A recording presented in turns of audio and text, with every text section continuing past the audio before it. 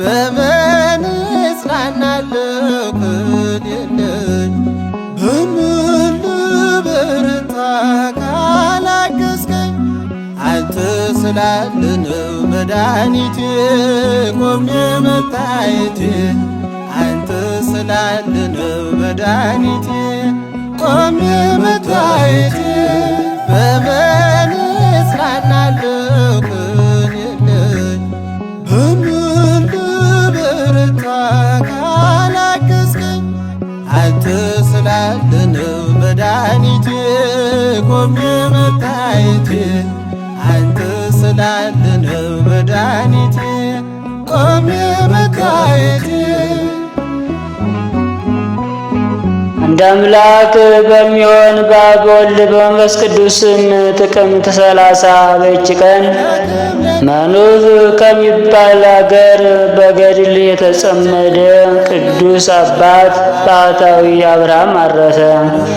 የዚህም ቅዱስ ወላጆቹ እግዚአብሔርን የሚፈሩና የሚያመልኩ ናቸው።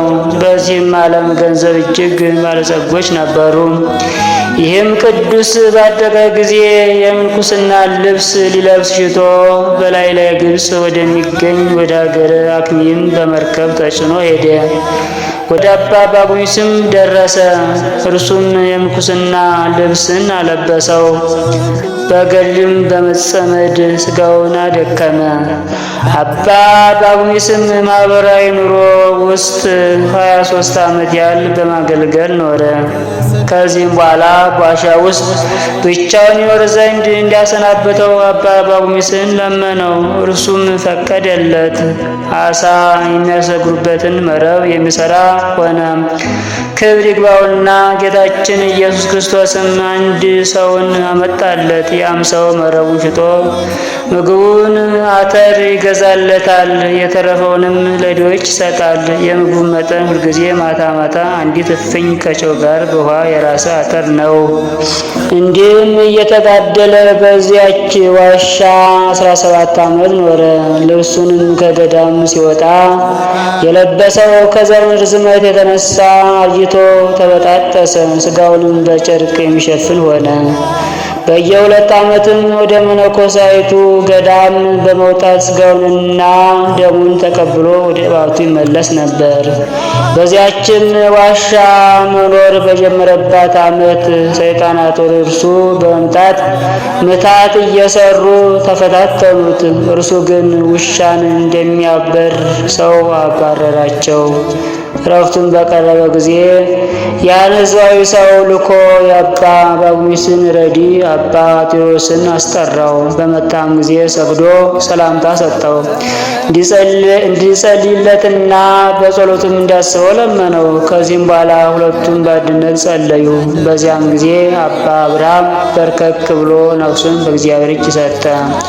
አባ ቴዎድሮስም ወደ መነኮሳቱ ላከ። እነርሱም መጥተው ከሥጋው በረከትን ተቀበሉ። ሥጋውንም ወስደው ከቅዱሳን ሥጋ ጋር በአንድነት አኖሩት። ለእግዚአብሔር ምስጋና ይሁን። እኛንም በዚህ ጻድቅ ጸሎት ይማረን፣ በረከቱም ከእኛ ጋር ትኑር ለዘላለሙ አሜን። ሰላም እብል ለአብርሃም ነዳይ ጥሪተ አሳቢ ወማላቢ ንዋይ ዘይሴፎ ረኪበ ውስተ ሰማይ ድነ ሥጋሁ በጸርቅ ብሉይ ወፍናተር ይሴሰይ ዘሩስ በማይ በችም ቀን የመጥምቁ ዮሐንስ ራስ የታየበት ነው። ደግሞም የፋሲለደስ የቤር ወካይና የመርቲስ የማርስ የንጉሥ ይስሐቅ መታሰቢያቸው ነው። በረከታቸውም ከእኛ ጋር ትኑር ለዘላለሙ አሜን።